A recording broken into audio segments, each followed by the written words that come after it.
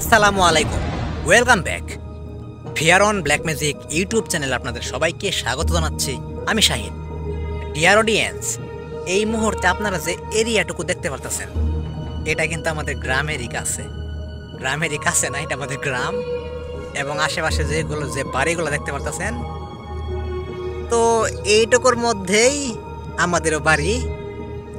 তো যাই হোক, এই যে এরিয়াটা দেখতেছেন না, আমার ছোটবেলা থেকে এই জায়গায় অনেক সুন্দরভাবে আমার দিন কাটা গেছে। শুধু আমার না, আমাদের এলাকার যে সমস্ত বন্ধু বান্ধব ছিল তারা সবাই এখানে সময় কাটাইছি। আর এই যে পুকুর দেখতে পারতেছেন, পুকুর, এই পুকুরে এত পরিমাণে গোসল করছি তা ধারণার বাইরে। বর্তমানে এখন আর সেই প্লেসটা নাই।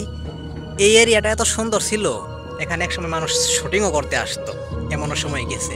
এখন তো মাটি ভাঙ্গা ভাঙ্গা এই জায়গায় থেকে এইটুকু হয়ে গেছে। আগে তো আরও পানির ওই দিকে পর্যন্ত মাটি ছিল।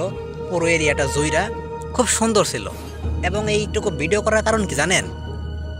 এই যে দুইটা গাছ দেখতে পারতেছেন না, নারকেল গাছ, এই নারকেল গাছকে নিয়ে হইতাছে কাহিনী। ব্যাস, এটাই হইতাছে এর মানে। বর্তমানে এখানে এখন এই যে নতুন করে কাজ শুরু হয়েছে, এখানে মাটি খোঁড়ার কাজ চলতেছে। এখানে নতুন নতুন গাছ লাগানো হবে। ভিতরে প্রবেশের এখন আর অবস্থা নাই। তো যেহেতু বাড়ির কাছে, তাই আজকে ঢুকে পড়ছি। তো আসুন আজকের কাহিনীটা আপনাদের শোনাই। অবশ্যই এনজয় করবেন। যদি ভালো লাগে অবশ্যই একটা লাইক হবে। আর যদি প্রতিনিয়ত কাহিনী শুনতে চান তাহলে অবশ্যই চ্যানেলটা সাবস্ক্রাইব করবেন। তো আসুন আজকে আর কোনো কথা না বইলা আজকের রক্তহীন করা কাহিনীটা আপনাদের শোনাই।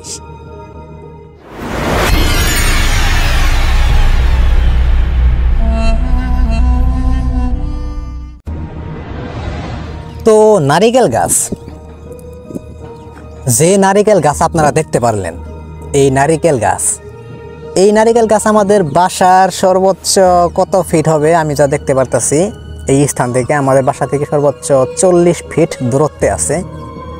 এই নারকেল গাছের ডাবগুলো আমরা এত পরিমাণে চুরি করে খাইছি যা ধারণা করার বাইরে। তো আমরা বন্ধু বান্ধব যারা ছিলাম তারা তো খুব শয়তান ছিলাম। এই গাছগুলোর ডাব একদিক দিয়ে অনেকগুলোই হয়, কিন্তু মিষ্টি নাই। তো এই ডাব গাছ নাকি কাহিনী আছে। কাহিনীটা আমাদের গ্রামের একজন বলছে। কাহিনীটা কীরকম? খুব ছোট একটা কাহিনী। কাহিনীটা খুব একটা ভয়ানক না।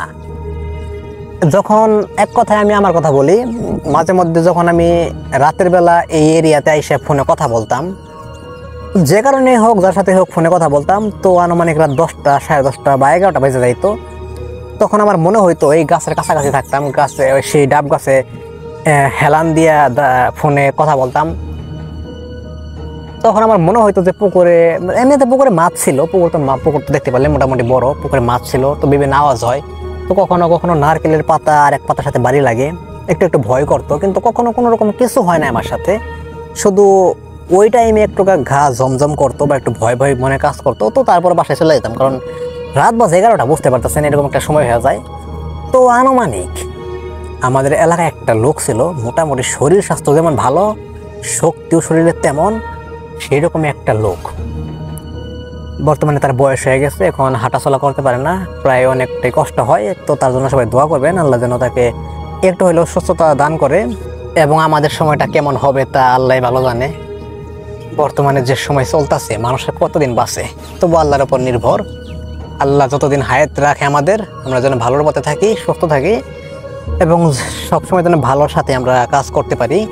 তো সেই লোকটা একদিন রাতের বেলা, আনুমানিক 10টা, খুব একটা রাত না, কোনো একটা কাজে, যেহেতু পুকুর, বুঝতেছেন, এই পুকুরে যখন পানিটা কমে যায় তখন মোটামুটি অনেক পানি কম থাকে।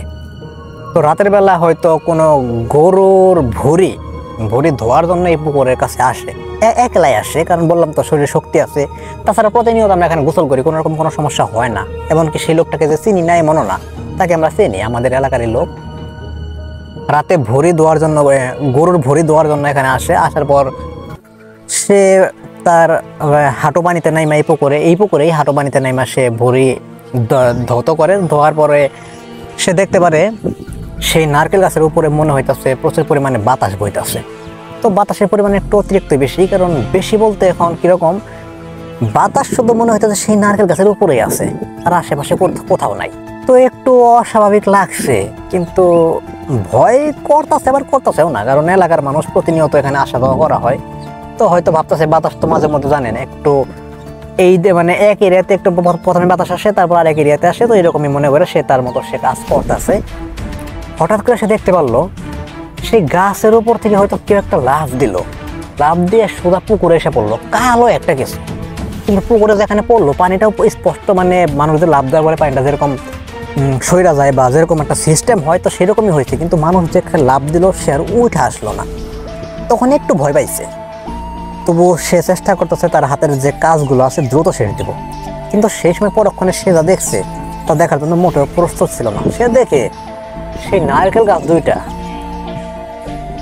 ধীরে ধীরে দুইটাই সেই পুকুরের দিকে ঢইলা পড়তাছে। এক কথায় যদি কেউ গাছগুলা কাইটা ফেলায় যেভাবে ঠাস করে পড়ার কথা, সেইভাবে গাছগুলা পড়ে গেল। অস্বাভাবিক বিষয়, দুইটা একসাথে। তো মনে করেন যে এই বিষয়গুলো দেখা সে আর এখানে একটু দেরি করে নাই, বাসার দিকে দৌড় চলে গেছে। বিশ্বাস করুন, গাছ দুটো দেখতে পারলেন এখনো আছে। অস্বাভাবিক বিষয়। কেউ কি এতটুকু মিথ্যা কথা বলবো যে আমি রাতে এগুলো দেখছি? অবিশ্বাস্য কাহিনী ভাই। আমি নিজেও মনে করেন যখন হতভম্ব হয়ে গেছি।